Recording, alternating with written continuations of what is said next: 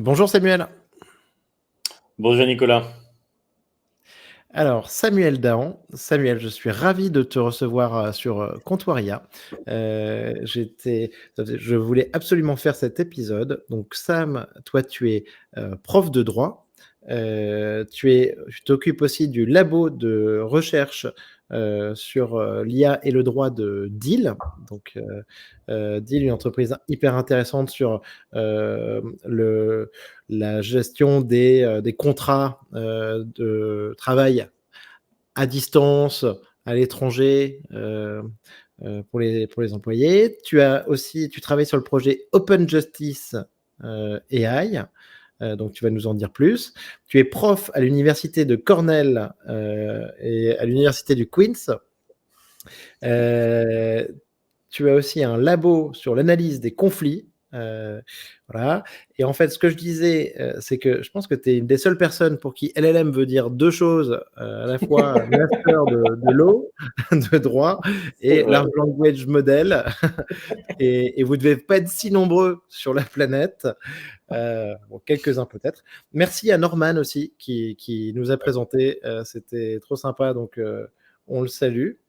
Euh, Samuel, donc je te propose, pour commencer, donc qu'est-ce qui se passe pour toi en ce moment dans l'IA générative? Comment tu as vécu l'année 2023 et là le début de 2024? Ouais. Non, c'est vraiment une question intéressante, parce que ça fait un petit moment que j'ai réfléchi. Donc, je suis dans ce domaine depuis un petit moment maintenant.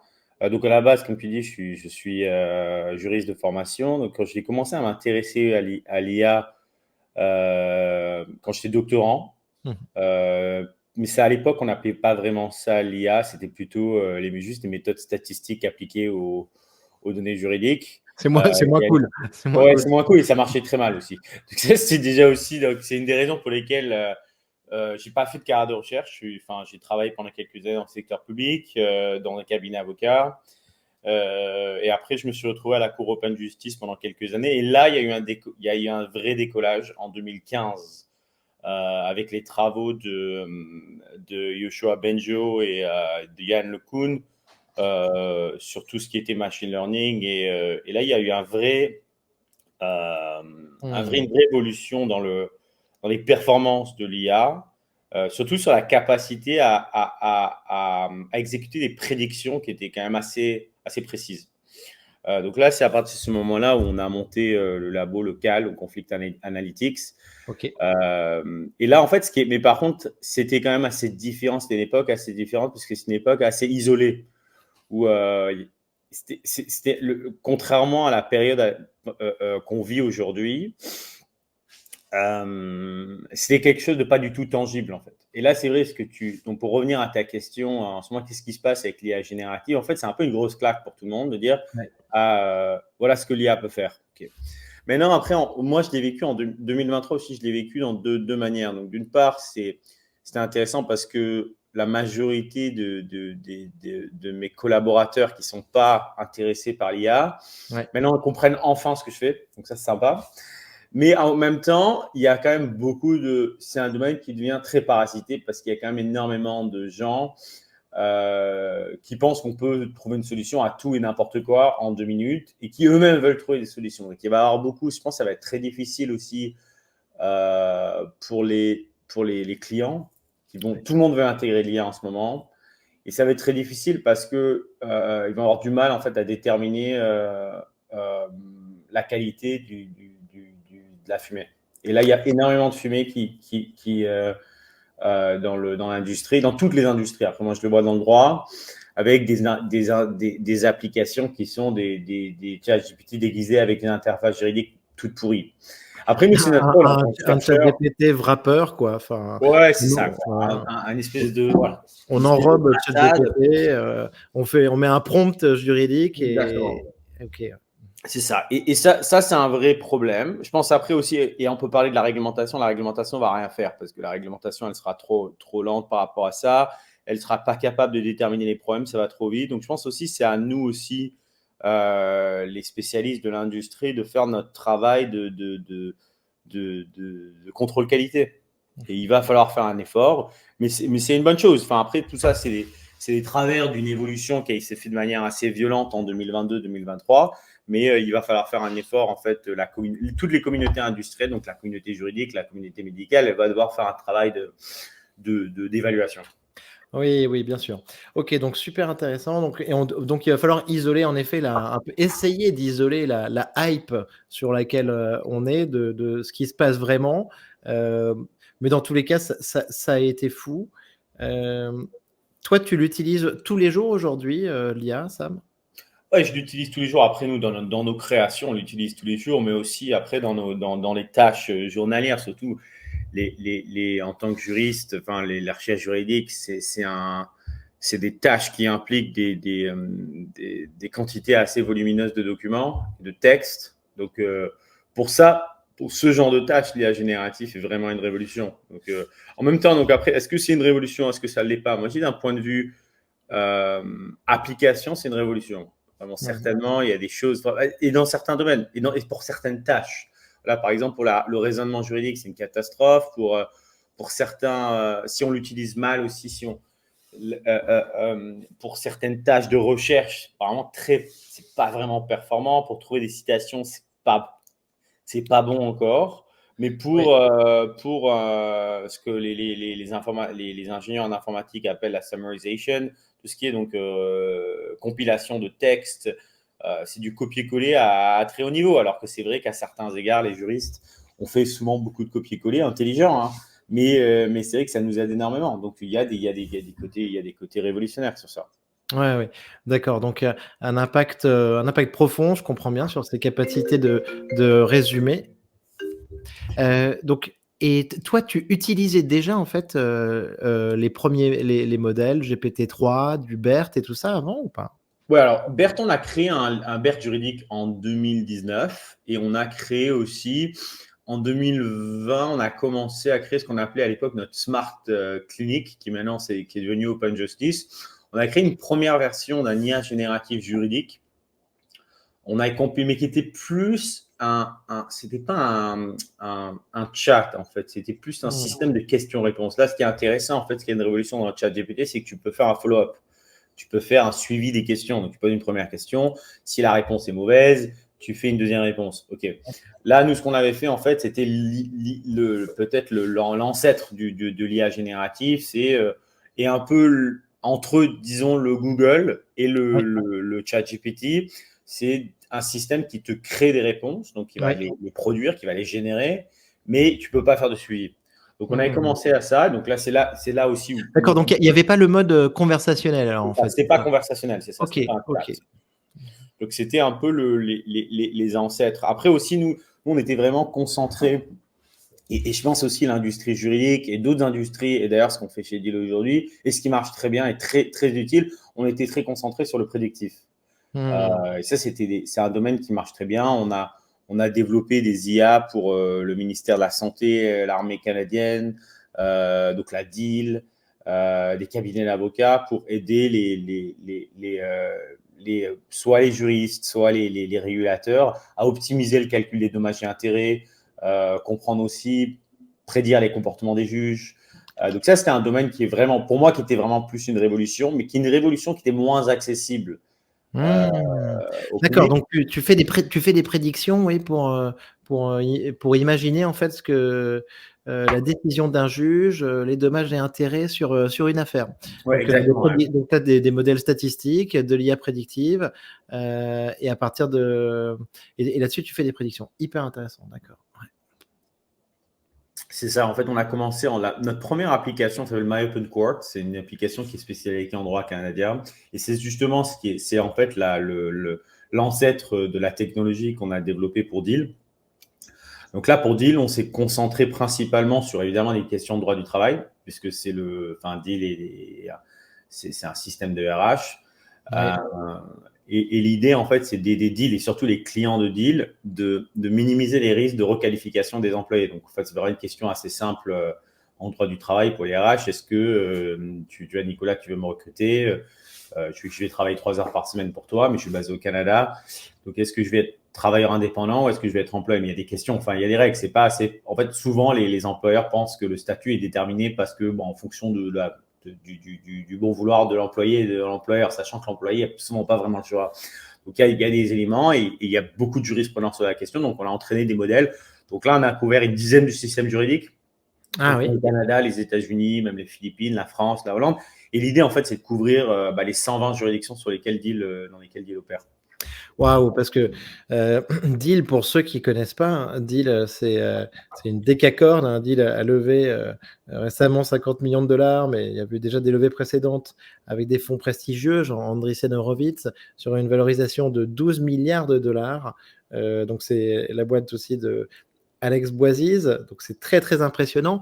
Mais au-delà de ces chiffres-là, ce qui est intéressant et impressionnant, c'est en effet la complexité juridique à gérer par ces populations de freelancers, de remote workers, avec des droits du travail très différents dans chacun des pays. Et je comprends, Exactement. donc des risques de requalification. Et donc toi, tu travailles sur un labo de recherche IA pour Deal. Exactement. Nous, notre mission, c'est de développer des techs de compliance dont notamment la requalification, c'est l'élément principal parce que c'est un sujet aussi important pour Deal. La mission principale de l'entreprise, c'est de faciliter le recrutement, mais aussi d'aider les employeurs à respecter les droits des travailleurs locaux. L'idée, c'est pas de faire du outsourcing et de sortir dans des pays où c'est le Far West juridique. Donc l'idée, c'est aussi de mettre en place un système qui soit honnête pour le travailleur et l'employeur. Ouais, tout à fait. Oui, j'avais bien compris ça dans ce que disait Alex. Je l'avais entendu dans un podcast. Mais après, on comprend tout à fait qu'on a besoin de l'IA, que Deal a besoin de l'IA pour automatiser un petit peu ses process, faire des économies d'échelle, pour être compétitif avec n'importe quelle agence d'intérim locale, en fait, et pour pousser ça à l'échelle. Ok, super.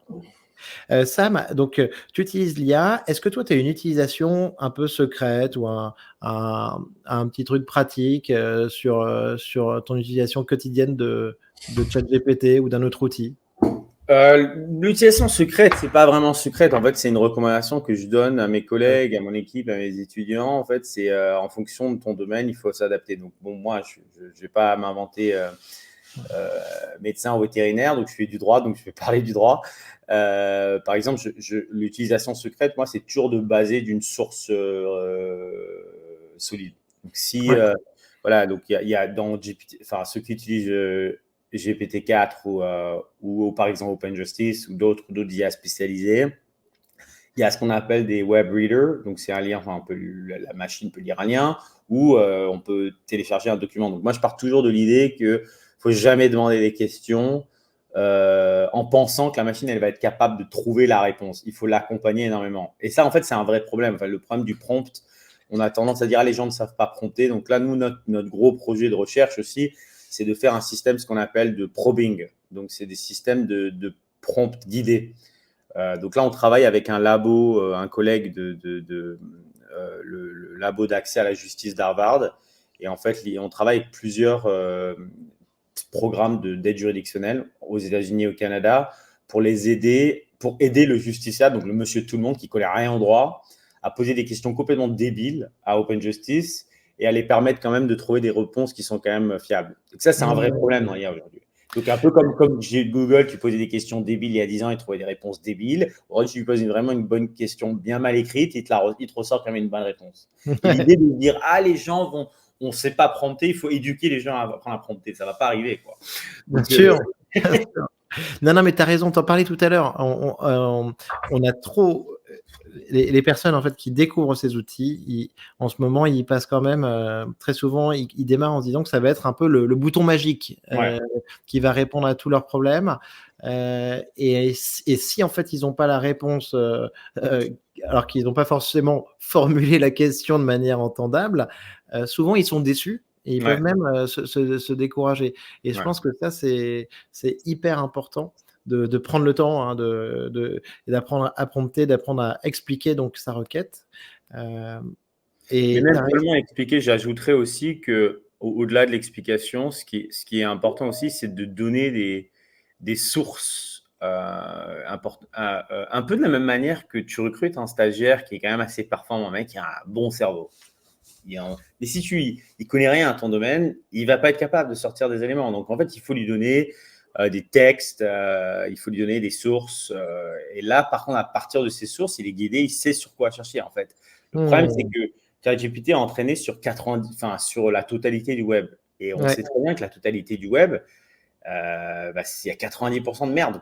Donc à un moment, on peut pas estimer en fait que la machine soit capable de ressortir des éléments intéressants si on lui donne une quantité monstrueuse de data qui sont de qualité très très très très discutable. Ouais, bien sûr. Oui, garbage in, garbage out, il faut prendre ça en compte. Ok, Sam. Alors, est-ce que tu peux nous, tu en as déjà parlé un tout petit peu, mais nous représenter un petit peu openjustice.ai, ce que c'est un LLM juridique, c'est bien ça, Sam? Tu peux Exactement, nous c'est en dire ça. un peu plus? Vu c'est un SLM. SLM. Small Alors, Language Model. c'est quoi le S, pardon? Le small. Small, Petit. ok, très bien. Petit, c'est quand même 13 milliards de paramètres. Hein. Mais GPT et Bloomberg et tout ça, c'est au-delà de 50 milliards, donc c'est différent. GPT-4, C'est un 100 peu milliards. l'histoire du projet. En fait, donc l'idée, en fait, c'est un de mes doctorants en 2018. Lui, en fait, il travaillait sur un projet complètement différent sur l'IA prédictif. En fait, on avait un projet avec l'EIPO. L'EIPO, c'est l'Office européen de la propriété intellectuelle. Ouais. On leur a monté un système prédictif pour évaluer le risque de confusion au droit des marques. Donc, tu télécharges de marques et la machine te sort. Donc, le projet, en fait, était plié en 6 mois. Oui, il a fallu qu'il se mette sur quelque chose d'autre et il s'est intéressé à la question du question-réponse. Donc, ce que les informaticiens appellent le QA, donc Question Answering. Et c'est un domaine qui fonctionnait quand même assez mal en 2019, il faut quand même réaliser. Donc, on a évolué. Ce qu'on a fait, on a récupéré, on a travaillé avec un groupe d'étudiants et un groupe de chercheurs. On a récupéré des dizaines de milliers de questions qui ont été posées par des justiciables. Parce qu'après, nous aussi, l'objectif aussi, c'est d'avoir un outil qui est utilisé par les juristes, mais aussi à plus ou moins long terme, c'est un outil qui sera utilisé par les justiciables. Ok. Donc, on a compilé à peu près des questions sur Stack Exchange, Reddit, des questions juridiques. En fait, les gens posent des questions, mais en fait, des questions qui sont formulées comme toi ou un non-juriste le formulerait. Ce qui est important, en fait, pour nous, parce que ça fait partie de la formation de l'avocat aussi, de gérer son interaction avec les clients. Okay. Donc, à partir de là, on a lancé donc, une première plateforme en 2021 qui fonctionne de manière assez correcte. C'était un peu un Google très amélioré. Et là, en fait, ce qui s'est passé, c'est qu'en 2022, 2023, comme tu sais bien, ChatGPT a évolué. Oui. Donc, les performances en matière juridique étaient très, très, très faibles. Donc là, l'idée, en fait, c'est de se dire, et là, pour l'instant, il n'y a pas de données encore. Et l'idée, c'est de faire ce qu'on appelle du fine-tuning. En fait, on utilise plusieurs modèles. Donc, OpenJustice, ce n'est pas seulement un seul modèle. En fait, c'est plusieurs modèles à la fois qui sont testés. Donc, il y a ce qu'on appelle des LLM fine-tunés. Donc, des LLM qui sont donc pas… On utilise évidemment GPT, mais ce n'est pas le plus stable. On utilise Llama, qui est le modèle de Meta. On utilise aussi… comment il s'appelle Mistral. Et on utilise quelques autres qui sont vraiment open source. Parce que le problème, en fait, des autres, même Mistral, ils sont open source à moitié. Il y a certaines variables qui sont accessibles, mais ce n'est pas un système open source. Pour nous, c'est très compliqué. Si on veut faire quelque chose, en fait, si on veut discipliner un IA pour lui apprendre des réponses à raisonner, à exécuter un raisonnement juridique, c'est très compliqué si on n'a pas accès à la fondation du modèle. Donc ça sera une première approche. Après, oui, d'accord. Point très important, Sam. Voilà, tu veux avoir accès en fait à tous les poids du modèle de base pour pouvoir avoir une explicabilité. Ouais. Exactement. Sinon, c'est très compliqué parce que sinon, on ne pourra pas être capable de… Sachant en fait que ces modèles sont entraînés sur les données d'Internet et c'est complètement différent de la façon dont une recherche juridique va être exécutée. On ne va pas aller chercher des données sur Internet. Peut-être un justiciable, oui, mais un juriste qui se respecte, il ne va pas aller chercher sa première réponse sur Google, peut-être rapidement si c'est un domaine qu'il ne connaît pas. Okay. Donc ça, c'est la première chose. Maintenant, le deuxième élément, deuxième approche, on va faire aussi du fine-tuning sur des petits modèles juridiques. Donc, il y en a qui s'appellent, tu en as peut-être entendu parler, il y a Orca, c'est un modèle qui a été développé par Microsoft. Donc là, en fait, fine-tuning, ça veut dire simplement qu'on va rentrer dans le modèle et on va réajuster, rééquilibrer les paramètres. Okay. Donc là, en fait, il y a toute une discussion, tout un débat sur la qualité des datas, mais au-delà des datas, il y a un élément qui est extrêmement important, c'est les paramètres. En fait, c'est que souvent, ces modèles, ils sont entraînés d'une certaine manière pour faire quelque chose. Et par exemple, je vais te donner un exemple assez basique, c'est qu'ils sont entraînés à ne pas être sceptiques. Donc, par exemple, en droit, c'est très problématique. Si tu poses une question, il y a un truc qui s'appelle le biais contrafactuel. Donc, si tu poses une question complètement débile à ChatGPT, en droit, par exemple, disons, est-ce que Justice Ginsburg, qui était une juge de la Cour suprême américaine, est-ce qu'elle a émis une opinion, dissenting opinion, sur telle affaire, sur l'affaire du mariage pour tous. Alors qu'en réalité, elle n'avait pas omis une opinion, elle avait une opinion qui allait dans la direction de la majorité. Okay. En fait, la machine, donc ChatGPT, ne va pas remettre en question, va produire une réponse qui est basée sur ta question qui est à la base erronée. Donc ça, c'est un vrai problème. Et là, ce n'est pas un problème de data, en fait, c'est un problème de paramètres. Ouais. C'est un problème de… Donc ça, en fait, c'est ça qui est important. Et c'est là que je veux dire par ChatGPT, il veut te répondre. Il veut te séduire. Il veut te il veut séduire, il peut halluciner, il est aléatoire. Et ça, oui, ça, c'est contraire à ce que toi, tu recherches. En fait, le juriste, et surtout, en fait, aussi, il faut réaliser que… Bon, après, moi, j'ai toujours un rôle d'éducateur. Pour moi, c'est important. Je me dis, en fait, on est en train de mettre en place, on va mettre un outil entre les mains de nos étudiants. Mais en fait, s'ils ne sont pas remis en question, s'ils ne sont pas challengés, c'est très compliqué pour le futur de la formation des juristes. Donc, c'est important, en fait, d'avoir des systèmes qui ont des barrières, enfin, des guardrails pour pouvoir les protéger, pour pouvoir aussi orienter l'utilisateur dans la bonne direction. Là, en fait, les modèles, ils sont formés pour faire d'autres choses, d'autres tâches qui sont bien, mais ce n'est pas ce dont on a besoin. Oui. Je comprends bien. Donc, un gros besoin. C'est bien c'est pour ça qu'on fait ce podcast. C'est bien que tu sois là justement pour nous expliquer tout ça. Je pense que tu as raison. Il faut communiquer très lourdement et en particulier sur ce sujet du droit. Il y a un exemple qui a fait beaucoup parler il y a quelques mois. Tu sais, tu l'as forcément vu passer. C'est un avocat new-yorkais. Ah ouais. Il y en a eu au Canada aussi. Voilà. Donc, il s'est fait sanctionner pour avoir utilisé des faux cas de jurisprudence générés par ChatGPT, en fait, qu'il a rapporté à la cour. Hein,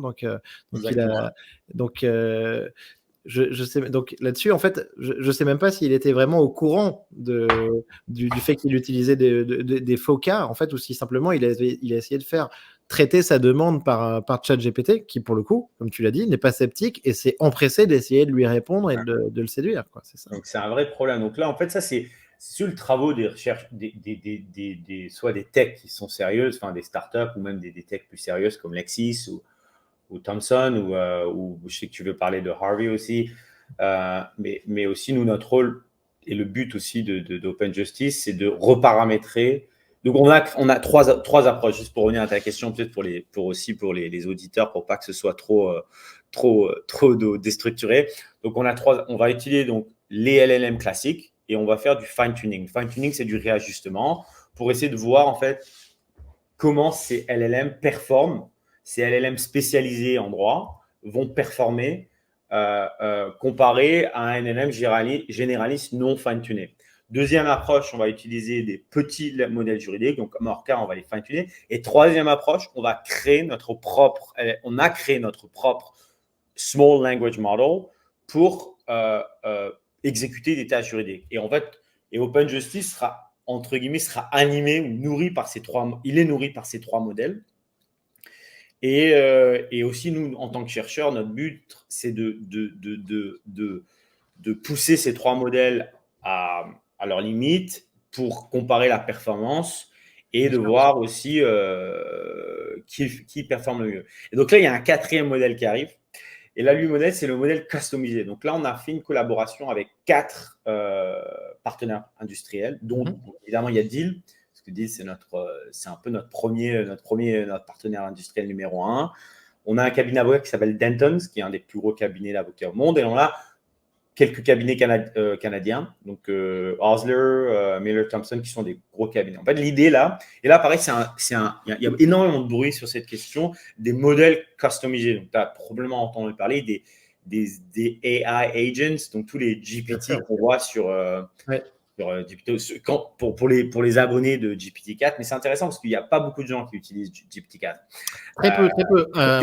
Moins d'1% du trafic. C'est J'ai très vu ça, moins d'1% du trafic de OpenAI. Donc c'est pour ça que je l'explique, parce qu'en fait, il y a énormément de gens qui ont juste utilisé ChatGPT classique, mais donc là maintenant, pour ceux qui ne connaissent pas GPT-4, il est possible de créer des pseudo-IA spécialisés ou customisés.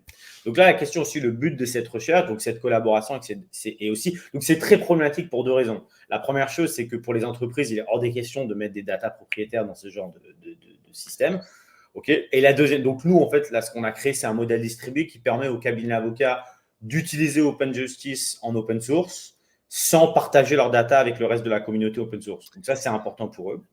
Et la deuxième chose aussi, c'est on ne sait pas si ça marche. Donc, en fait, on est tous là à dire on va faire des IA customisées, mais il n'y a aucune data, il n'y a aucune étude qui montre aujourd'hui que ces IA ils sont capables de s'adapter à des data propriétaires. Donc, d'où l'objet de la recherche et d'où l'objet du projet. D'accord, très bien. Donc, pour l'instant, tu n'as pas encore pu comparer les performances en fait de tes modèles par rapport, par exemple, à GPT-4, modèle fondationnel mais généraliste, sur des questions que tu aurais posées, quoi. Alors, pas encore. On a publié récemment une étude dans laquelle on compare la performance d'OpenJustice avec GPT-4 et en fait, c'est important aussi. Je trouve que et c'est un message en fait pour tous les créateurs d'IA. C'est important pour la communauté de faire preuve d'honnêteté scientifique. Parce que là, pour l'instant, ce qu'on voit, c'est que OpenJustice est plus performant que ChatGPT, mais de manière très marginale. C'est vraiment très, très limité. Bon, après aussi, c'est le début. C'est le début de l'entraînement de ces modèles. Mais c'est important aussi pour les partenaires, les clients, les consommateurs d'être honnêtes en fait avec la performance de ces modèles. Et il ne faut pas vendre du rêve et du vent alors qu'il n'y en a pas. Ah non, mais Sam, merci de faire passer ce message. Je crois que tu es un des premiers à dire ça sur ce podcast. Mais c'est vrai que très souvent, il y a des start-upers et on comprend, hein, c'est difficile de se faire une place dans l'écosystème face aux GAFAM et tout ça. Et donc, et après, la mesure des LLM est un exercice compliqué, périlleux, sur lequel il n'y a pas vraiment encore de repères. Et donc, c'est vrai que très souvent, ils ont tendance en fait à tordre un peu les résultats, mais même les plus grands, hein, je pense en fait, même Google, même Meta, tu peux te dire qu'ils tordent un peu les résultats, ou en tout cas, ils vont présenter ceux qui avantagent un petit peu leur modèle. Et comme derrière, c'est pas forcément très lisible et que le benchmark est pas forcément homogène, quoi, enfin, et fixé, souvent, il y a peut-être un petit manque d'honnêteté ou de clarté. Voilà. Ouais. Non, il y a un manque à ce niveau-là et la réglementation, elle n'est pas là pour faire ça parce que elle n'est pas adaptée. Il faut en fait des benchmarks de l'industrie. En fait, il faut que chaque industrie, et en fait, ce qui va être difficile aussi, c'est chaque industrie va devoir mettre en place ses propres benchmarks parce qu'en la medtech, elle va être très différente de la legal tech. Donc ça, c'est important aussi, mais on va y venir. Maintenant, après aussi, c'est vrai que tu as bien fait de rappeler ce point. Peut-être que pour moi, nous, on a un labo de recherche, on est indépendant, on a notre financement, on a notre partenaire industriel. Donc, c'est peut-être facile pour nous de dire, voilà, parce que nous, on n'est pas des start-upers. Mais je comprends pour les start-upers de vendre du rêve, parce que ça permet de vendre. Il y a les VC derrière, il y a peut-être des shareholders, il y a peut-être des actionnaires. Donc, c'est important. Mais il faut mettre en place des benchmarks industriels pour vraiment déterminer, je vais être un peu cru, mais ce qui est de la merde, de ce qui est de la qualité, quoi. Ouais, complètement. Excellent, donc ce Open Justice, donc bravo, c'est une super initiative. On va suivre ça avec beaucoup d'intérêt. Je te parlais en préparant aussi de Bloomberg GPT. Donc, j'ai vu un tweet récemment là, de Ethan Mollick, la professeure de Wharton, qui disait que une expérience assez controversée sur l'IA, c'est Bloomberg qui avait entraîné un modèle 3.5 de GPT. Moi, on en avait entendu parler. Hein. Je crois, ils ont mis des centaines de millions de dollars sur le fine-tuning de ce modèle. Tout le monde se disait, tiens, d'ailleurs, ça va leur donner un avantage extraordinaire parce qu'ils ont un accès à la data qui est dingue. Et aujourd'hui, en tout cas, on revenait un petit peu dessus en se disant que, en comparant ce modèle fine-tuné Bloomberg sur GPT 3.5 à un GPT-4 sans spécialisation, en fait, GPT-4, le modèle fondationnel le plus évolué d'OpenAI, avait des meilleures performances. Et donc ça, c'est ouf. Mais dans tous les cas, il faut essayer, il faut regarder pour pouvoir se faire un avis, quoi. Alors, je ne suis pas un expert de Bloomberg GPT, mais si je ne me trompe pas, je ne suis pas certain que c'était du fine-tuning. Je pense qu'ils ont créé un modèle fondationnel. Parce qu'ils ont créé un modèle from scratch. Donc vraiment. T'as raison. Donc, ils l'ont entraîné. Ouais, donc, en fait, c'est ça qui était plus choquant. Ouais. Et c'est marrant, je suis un peu au courant parce que le co-créateur d'Open Justice, c'est lui qui a écrit l'étude, s'appelle Xiaodan Zhu. Et en fait, parce que c'est important pour nous, parce qu'on s'est posé la question, parce que c'est vrai, généralement, en finance, l'industrie financière, c'est quand même assez innovant. Donc, si quelque chose va se passer, ça sera dans ce domaine. On regarde généralement assez ce qu'il fait, parce que s'il y a quelque chose de très innovant, ça ne va pas se passer dans le droit ni en médecine. Les médecins, ils sont vraiment plus innovants que les avocats, c'est certain. Mais c'est vrai que ce qui était plus choquant, c'est un modèle qui a été un modèle fondationnel et les performances ne sont pas exceptionnelles. Et là, maintenant, donc, la tendance,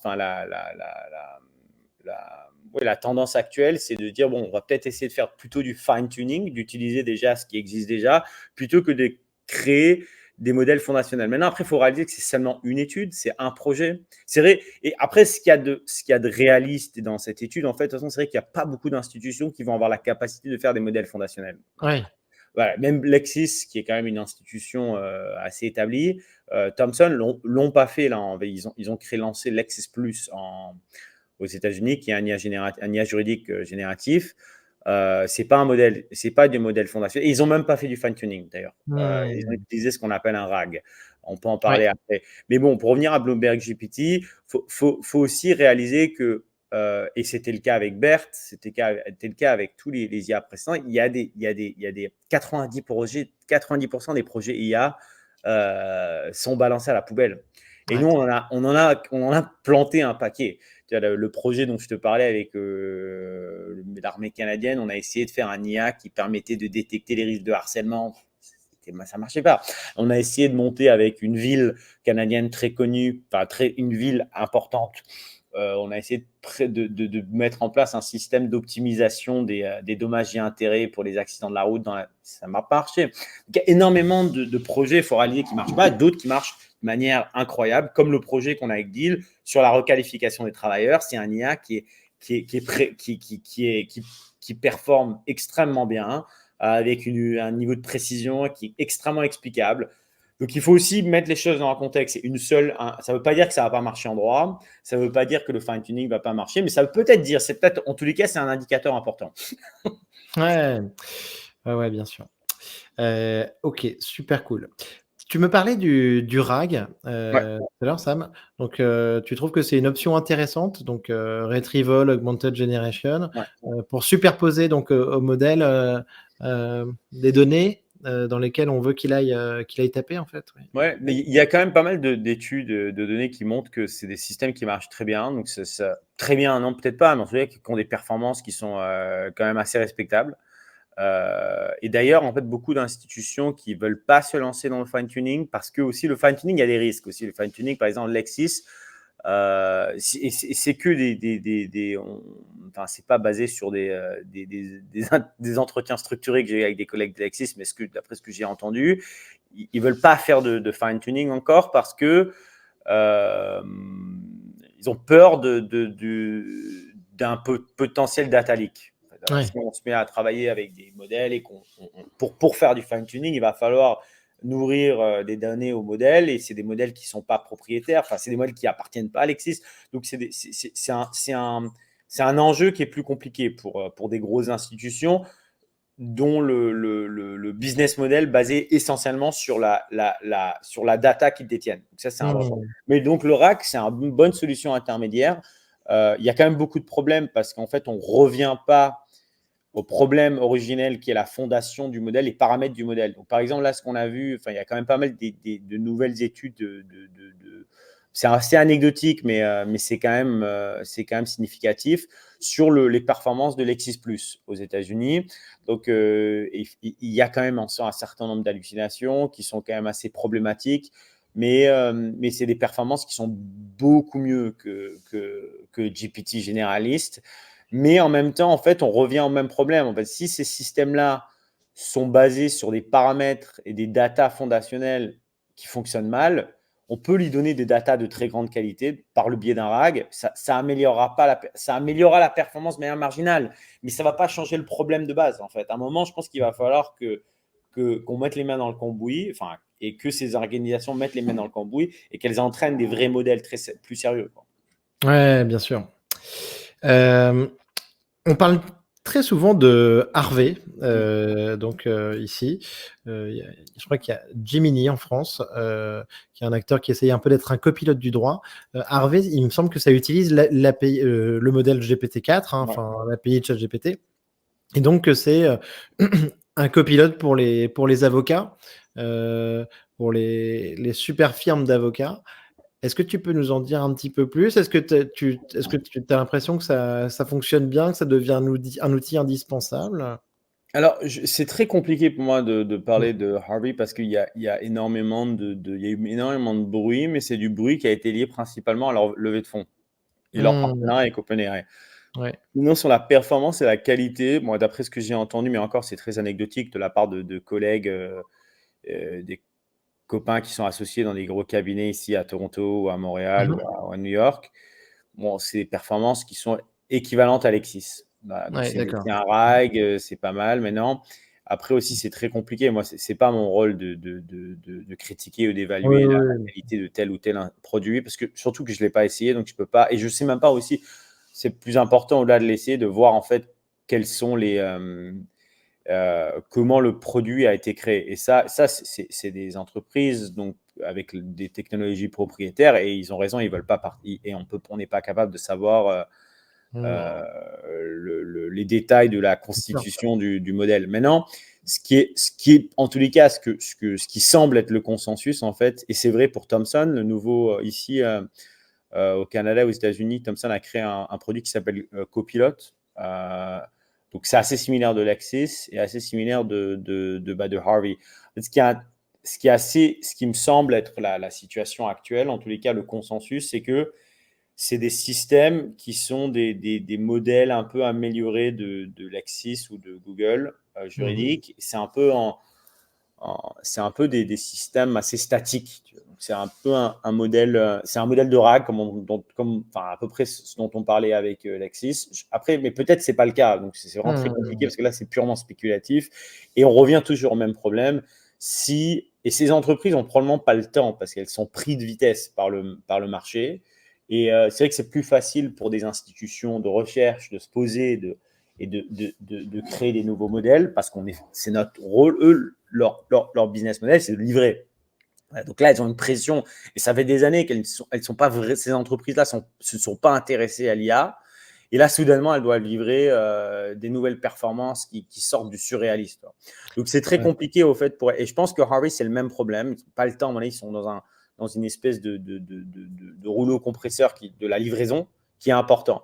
Maintenant, après aussi, il y a un deuxième problème. Donc, il y a le problème de l'utilisation d'un modèle fondationnel qui a des paramètres qui sont questionnables. Donc, ça, on en a parlé. Mais le deuxième problème, en fait, dans le monde du droit, et ça, c'est un domaine qui me surprend un peu parce qu'on n'en parle pas, c'est le fait qu'en fait, ces modèles sont one size fits all. Enfin, je ne vais pas faire mon Jean-Claude Van Damme et parler en anglais tout le podcast, mais en fait, c'est des problèmes, c'est des outils qui sont assez statiques, Ouais. qui s'adaptent en fait et aussi qui sont entraînés seulement sur la donnée juridique. Ce qui est très problématique quand tu réfléchis que dans 90%, dans certains domaines juridiques, pas tous, mais donc le droit du travail, la responsabilité délictuelle, le droit de la consommation, en fait, 90% de ces de ces problèmes sont résolus par la voie de la négociation. Et ce qui fait la force de ces super firmes, c'est la donnée sur laquelle elles sont assises. Donc, c'est données de négociation. En fait, c'est des modèles. Donc, moi, ce que je ne comprends pas, en fait, c'est que pourquoi on s'attache encore à des IA qui sont entraînées seulement sur la donnée juridique, alors que ces cabinets d'avocats sont assis sur des données qui sont beaucoup plus intéressantes et qui font leur force de frappe et qui justifient aussi leurs honoraires assez élevés. Donc ça, c'est un élément qui me perturbe un peu. Je vois en fait les principaux acteurs de la tech juridique sérieuse se concentrent encore 90% sur faire des modèles qui sont one size fits all. Donc tous les avocats vont avoir au même outil. Et ils ne vont pas pouvoir récupérer de la data qui est intéressante sur leurs propres données. Et ça, c'est un élément qui est assez limité. D'accord. Donc, oui, et ça, il y a des boîtes qui travaillent là-dessus. C'est un peu l'enjeu une boîte qui s'appelle Adaptive. Et c'est un peu l'enjeu de la personnalisation, en effet. Et je pense que ça va être un très gros sujet sur 2024. Exactement. Tu as raison. Et derrière, on va voir aussi de l'autre côté si ces business continuent à se développer par verticaux, et on va comparer avec beaucoup d'intérêt leur performance par rapport au modèle fondationnel qui peut tout faire. Sam, j'ai deux questions pour aller un peu plus loin aussi. C'est aujourd'hui, le futur de l'IA, grosso modo, générative, c'est quand même, selon moi, tu vois, les grandes boîtes de l'IA qui le décident. C'est OpenAI, c'est Google, c'est Anthropic et les actionnaires. C'est un sujet qui est majeur. On parlait d'une révolution tout à l'heure. Est-ce que tu penses que c'est normal ou est-ce que tu penses que tu vois la société civile, les États devraient un petit peu plus s'en saisir? Je pense que, après, c'est un domaine qui m'intéresse évidemment, mais c'est un peu au-delà de mon domaine d'expertise. Mais je peux émettre une opinion, donc ça sera qu'une opinion et c'est une opinion qui n'est pas extrêmement informée. Donc la réponse rapide, c'est oui, évidemment qu'ils doivent s'en saisir. Maintenant, le vrai problème, et là on le voit par la réglementation de l'IA qui a été publiée, qui a été l'AI Act, notamment. Qui a été qui est entré en vigueur. Qui va rentrer en vigueur, je pense. Je ne sais pas s'il est entré en vigueur. Il va rentrer en vigueur récemment. En 2025, il entre en vigueur en 2025. Donc après, encore, je ne suis pas un expert sur le sujet, mais apparemment, c'est un texte de loi qui manque d'agressivité. Mais à juste titre, en fait, et je pense qu'on est toujours dans ce problème de trouver en fait un régime juridique qui va permettre de réglementer des technologies qui exécutent des tâches qui n'ont aucun rapport. En fait, voilà, l'IA juridique et l'IA médicale vont avoir des rôles, mais qui n'ont aucun rapport. Donc, en fait, au lieu de penser à un système plus top-down, pyramidal, l'idée, en fait, ça serait plus de mettre en place des benchmarks qui émergent de l'industrie, soit par exemple les barreaux. C'est une discussion. La semaine dernière, j'étais au barreau du Canada et on essayait d'en parler avec les collègues, mais c'est un vrai. En fait, la réglementation, elle va sortir de chaque industrie parce que les enjeux vont émerger de manière totalement différente d'une industrie à une autre. Donc ça, je pense que c'est vraiment la vraie faille en ce moment, le maillon faible en fait de la réglementation de l'IA aujourd'hui. Je pense que c'est clair. Ça veut réguler les applications et pas la technologie, quoi. Enfin, pas le modèle, quoi. Comme si en fait on régulait du code informatique, tu vois. Ouais, c'est assez vague en fait. Enfin, les textes, l'explicabilité, c'est tous les concepts qui ont été mis en place par la réglementation de l'IA Act et avant le RGPD, c'est des concepts qui sont importants, mais je pense que d'un point de vue juridique et après d'un point de vue judiciaire, parce qu'ici il faut après aussi penser à l'application de ces textes juridiques par les cours. Je pense que ça va être des questions qui sont assez délicates. On va demander à des juges, on va demander d'abord probablement à la Commission européenne d'exécuter ces textes juridiques, et après peut-être la Cour européenne de justice, mais après aussi il faut penser aussi aux cours nationales. Donc, je pense qu'il y a des éléments et je pense qu'on n'est pas équipé et ça c'est un vrai enjeu. Mais en Ouais. même temps, après, mais en même temps, ça ne veut pas dire que, pour revenir à ta question originale, ta première question, euh, ça ne veut pas dire qu'on ne peut pas s'impliquer, la société civile ne doit pas s'impliquer. C'est des questions qui sont extrêmement importantes et l'État ou le régulateur doit avoir un rôle. Maintenant, la façon dont on le fait, je pense qu'on est un peu dépassé par la situation, mais c'est un peu normal en même temps, ça va très vite. Les entreprises elles-mêmes sont dépassées par la situation, donc a Ouais. fortiori le régulateur. Ouais, c'est sûr. Ouais, tout à fait. Alors, autre question sur laquelle je veux avoir un petit peu ton expertise, enfin ton feeling. Est-ce qu'on doit donner une personnalité légale à une IA?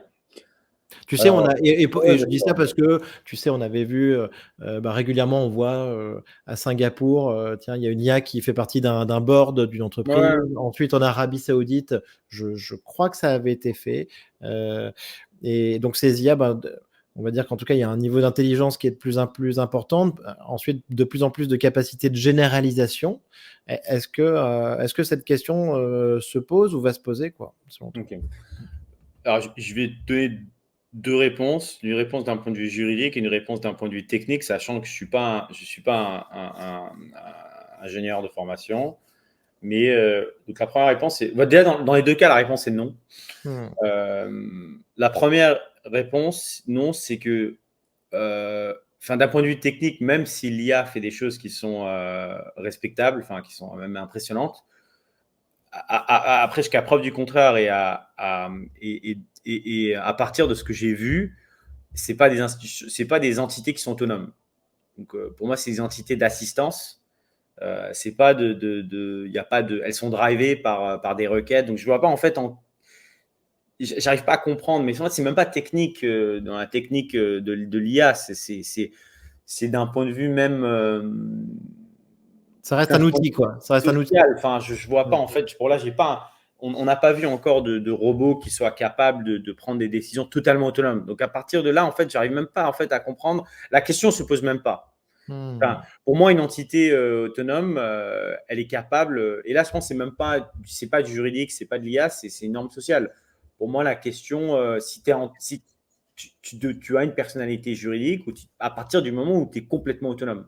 Donc, Ouais. est-ce que tu te lèves le matin, tu payes ton loyer, tu as un rôle dans la société? Là, pour moi, c'est pas le cas. Ok. Donc, ça, c'est la première question et la première réponse qui m'amène à répondre non.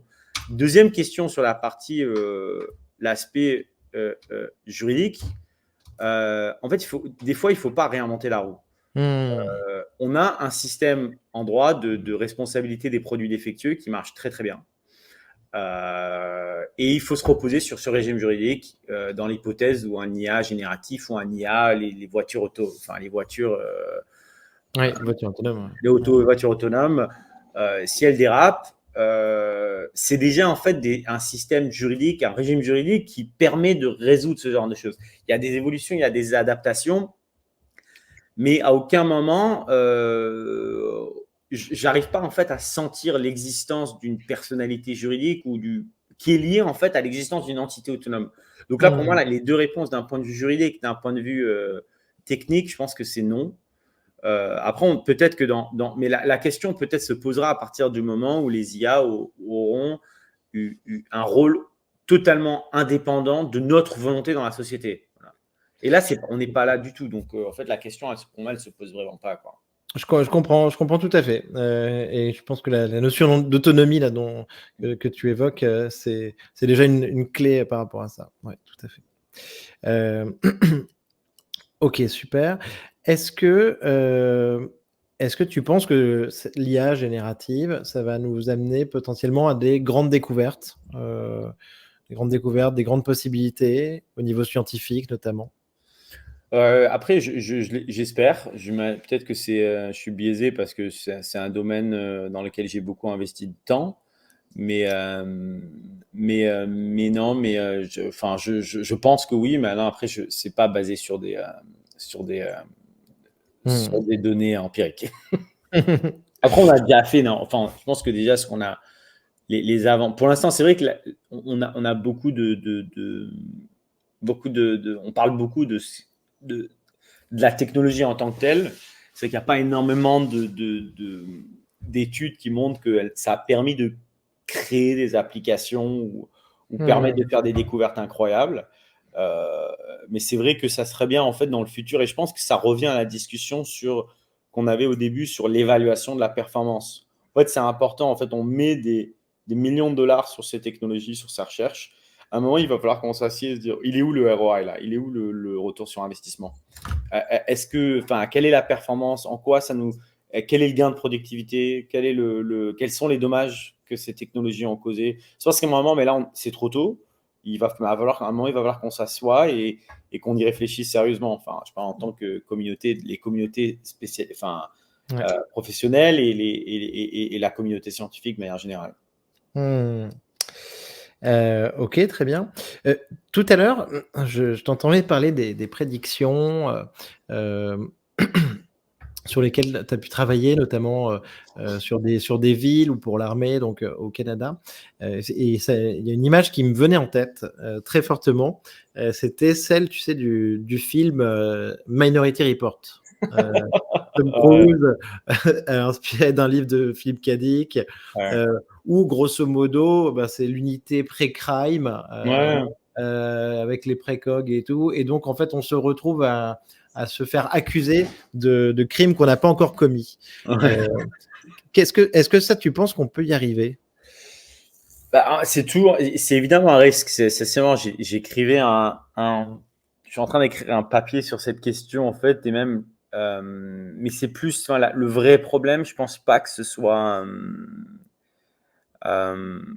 d'être accusé ou d'être même emprisonné d'un crime qu'on n'a pas commis. Il y a plusieurs problèmes déjà qui ont été prouvés. Enfin, c'est les biais. D'ailleurs, les biais qui sont appris par les IA. En fait, l'humain est lui-même très biaisé. Donc, je ne sais pas si tu as entendu parler de ce scandale qui a été, je crois que c'était en Californie ou je ne sais plus dans quel État américain. Ils ont utilisé un IA qui était pour aider les juges à déterminer les peines criminelles. Et en fait, il s'avère que les personnes de couleur prennent pour le même délit ou le même crime, prennent en moyenne 30% des peines qui sont 30% plus sévères que les blancs. Waouh, là, c'est un sacré biais. Là, c'est un sacré biais, tu vois. Après, on peut dire de biais, mais celui-là, il est lourd de conséquences. Violent. Donc ça, c'est plus ce genre de choses qui m'inquiète. Donc après aussi, on peut, et c'est très problématique parce qu'en fait, après, ces IA sont vendus à des avocats et on peut se dire, mais attends, mais le plus simple, c'est rectifier le biais. Pas dans l'IA, ok. Mais le problème, c'est que l'IA, il est entraîné sur les données des décisions de justice qui sont elles-mêmes biaisées. Donc moi, si je suis avocat, je veux savoir quel juge va être biaisé pour pouvoir prendre ça en considération. Donc en fait, c'est un peu le chien qui se mord la queue. Tu vois. Donc ça, c'est un vrai problème parce qu'on a la solution technique, mais on ne veut pas la mettre en place parce qu'on veut garder le biais dans l'IA pour permettre de partager cette connaissance à l'utilisateur. Donc ça, c'est très compliqué. Après, le deuxième problème, et ça, je suis plus sceptique et c'est une critique qui a été émise sur certains de mes travaux, c'est on parle un peu de l'ossification du droit en fait. L'idée, c'est de dire, si on utilise des IA prédictifs, et si les juges utilisent par exemple mes IA prédictifs ou les IA prédictifs d'autres organisations, en fait, il y aura une espèce de biais de confirmation. Donc, il n'y aura pas d'évolution du droit. Moi, j'ai quand même des doutes sur ça parce que je me dis, bon, les juges ne sont quand même pas débiles. Si une décision, une prédiction, elle est mauvaise, il va falloir la changer. Quoi. Il faut faire des divergences, faire des évolutions de la jurisprudence. Ça, j'ai un peu plus de mal. Après, voilà, c'est une critique qui a été émise et il faut en discuter, il faut y réfléchir. Oui, qui s'entend, mais je comprends. Ok, super, Sam. Sam, dernière question. Est-ce que tu as un livre ou un film de science-fiction à nous recommander? Alors, j'ai pas un en particulier que j'aime beaucoup, mais bizarrement, je n'aime pas les livres je suis pas très science-fiction IA ou prédictif. J'adore les science-fiction plutôt visite de l'espace. Donc, c'est vraiment rien à voir avec ça. J'en ai un paquet, donc je pourrais pas les donner, mais c'est vrai que je reste plutôt assez loin des des dystopies un peu stressantes sur la fin du monde et tout ce qui est lié à des machines. Mais par contre, j'aime bien les invasions par les extraterrestres ou les visites de l'espace. T'as bien raison. Femme, Mais c'est vrai au final, ben, tu vois, on s'est quand même pris beaucoup de films dystopiques. Hein. C'est ça qui marche, hein, les blockbusters. Et oui, les voyages dans l'espace, c'est pas mal aussi. Tout à fait. Ben, en 2001, l'Odyssée de l'espace, mais avec quand même de l'IA à la fin qui fait peur ouais. aussi. Avec Al. Sam, merci beaucoup. Merci beaucoup pour ton temps, pour ce podcast. C'était un plaisir de faire ça avec toi. On va suivre tes travaux avec Open Justice notamment. C'est hyper cool. Et merci beaucoup de nous avoir apporté cet angle du droit donc, sur l'IA. C'était passionnant. Cool. Avec grand plaisir, Nicolas. Merci Sam. À bientôt. Ciao. À bientôt. Ciao.